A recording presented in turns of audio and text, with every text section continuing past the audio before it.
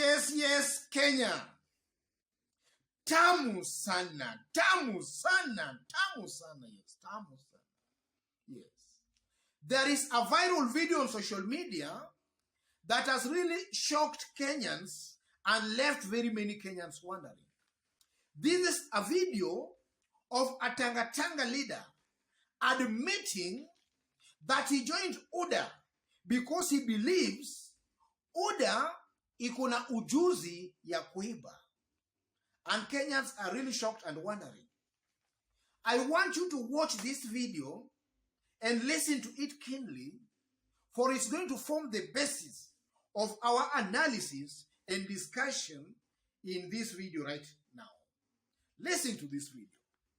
Saa hii nimesema naingia kwa wale watu wako na ujuzi wa kuiba na kuhakikisha nimetangazwa mshindi wa Taveta. Tuko pamoja. Kwa hivyo mimi niko asla, niko UDA, hiyo ndio chama nitasimama nayo. Kwa timu zetu tupige makofi nikimalizia.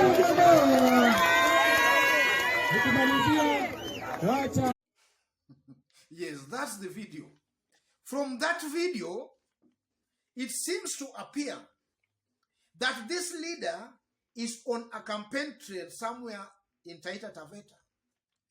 And you can see he is telling the residents, all people there, that he joined UDA because UDA wako na ujuzi ya kuiba.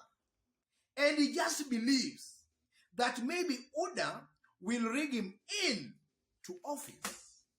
And you can see Kenyans there, all those people cheering him up and telling him, chama cha wezi. It seems they are enjoying, ladies and gentlemen. Yes, that's where we have reached as a country. So, what does this show about our Kenyan politics? Or what does this show, ladies and gentlemen, about UDA party politics? Because this is very serious. This is a serious issue. The first thing, ladies and gentlemen, we can learn from that video is that Kenyan electorates, they seem to love thieves and they don't care much about integrity as far as that video is concerned. Because you can see that this leader is saying in broad daylight and in public that he joined UDA because wako na ujuzi ya kuiba. And you can see those people cheering him up. Whether they are cheering him up or enjoying him, I don't know. But it seems they are enjoying that show. Sometimes back, ladies and gentlemen, and I know a majority of Kenyans maybe might have not forgotten the incident. We had an incident of a quack doctor who was captured live on camera through some secret cameras, raping his patients. Do you know what happened? That quack doctor became an instant celebrity. And after that incident, it was widely rumored that that doctor, that quack doctor, I think the name was Mugo Wairimu, decided maybe now to contest for an elective seat. I don't know how the story went. But that's also an incident, ladies and gentlemen, that shows that maybe Kenyans don't really care much about integrity. The second thing we can learn from that video, ladies and gentlemen, is that Tanga ideology, or the ideology of UDA, is hooved around theft and plunder of public resources. Yes, we are told that a fish starts rotting from the top, or rather from the head. When the head of Tanga is rotten, the junior leaders or their supporters will just try and imitate what their top leadership is doing. And this is an indictment on the personality and integrity of William Ruto. William Ruto is not really inspiring some kind of good leadership, some kind of integrity among his supporters. That's why a supporter of William Ruto, a Tanga supporter, can come out in public and admit that he joined UDA because wakuna ujuzi ya kuiba. It simply means William Ruto is not inspiring these people as far as leadership and integrity is concerned. And they are just trying to copy what maybe William Ruto is doing.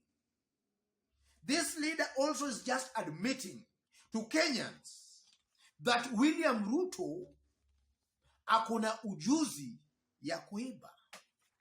And I largely agree. Because William Ruto, ladies and gentlemen, has been mentioned on so many numerous corruption allegations. And this leader now, this UDA leader, is just confirming that. The third thing, or rather the third point, we can draw from that is that Kenyans are also naive on the type of a leader to elect. What constitutes a good leader? Kenyans are still very, very green about that. Because largely, ladies and gentlemen, Kenyans take thieves as to be the real leaders. People who steal from them. People who bribe them with money. Those are the kind of people Kenyans take as leaders and they vote for them into office. The truth of the matter is that when those people assume office, they will first of all look for loopholes of getting back the money they used to bribe these unsuspecting Kenyans. When you elect a thief into office, the thief will not stop being a thief. But in fact, he will just, his thiefness, let me put it that way, his thiefness will just increase. Yes, that's also very, very clear. And then fourthly, ladies and gentlemen, from that video, ladies and gentlemen, and this is something Kenyans have really been suspecting, it seems to appear that elections in Kenya are not won, but also being rigged. And I also agree with that. That in Kenya, ladies and gentlemen, it's very, very rare for you to win an election in Kenya fairly. You must do some dirty tactics. You must do some little rigging here and there for you to be declared a winner in Kenya. And specifically, with the presidential election, we have been witnessing such kind of election malpractices and rigging in our presidential election. Because it's widely believed, ladies and gentlemen, that from 2007 to last presidential election of 2017, the elections might have been rigged. That's the wide perception among many Kenyans. And then finally, ladies and gentlemen, that video is a very, very big blow to William Ruto presidential ambition. Because from where I sit, ladies and gentlemen, if you look at the handshake team, they have identified William Ruto's weakness as somebody who is maybe corrupt, somebody who lacks integrity. The handshake team have identified that. And largely, if you look or rather hear from William Ruto's side, they hardly talk about leadership and integrity. They have just been talking about some models, some economic models, that largely they have also failed to explain. So, by this Tanga leader coming out in public to admit that he joined UDA because wakuna ujuzi ya kuiba, this is most likely going to be used by William Ruto's opponents to attack on his integrity, to attack on William Ruto as far as leadership and integrity is concerned. If a member of his own party, UDA, can come out in public and admit that William Ruto, or rather admit that UDA is a party ambao wakuna ujuzi ya kuiba, that's surely a big blow to William Ruto. And that might cost him some very, very good votes among many Kenyans. Otherwise, folks, ladies and gentlemen, just as I did mention when we were starting, if you've bumped on this video for the very first time, kindly subscribe and also give it a like. Give it a like, please. Give it a like. Thank you. God bless you. God bless Kenya.